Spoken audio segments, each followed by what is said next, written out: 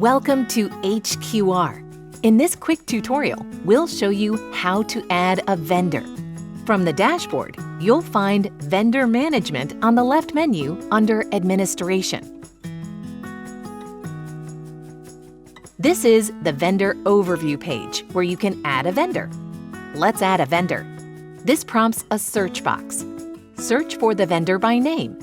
Once you've located your vendor, clicking on it takes you to the Permissions page. You can see this vendor has a status of active. However, you must review the vendor's permissions, then save and close in order for them to be added to your organization. Scroll to the bottom of the page and click Review. On the next page, review the vendor and then click Save and Close. Now you're back to the Vendor Management page where you can see all your vendors. You can add or edit permissions from here at any time. And that's it. Look for more quick tutorials at hqr.cms.gov/support.